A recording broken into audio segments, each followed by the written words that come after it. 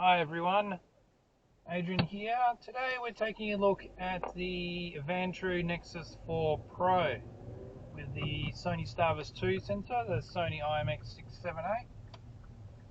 So it's 4K at the front and 1080p for the rear and cabin cameras. HDR is turned on for all cameras, and we'll just take a look at the footage of what it looks like here with the Vantrue Nexus 4 Pro. Enjoy.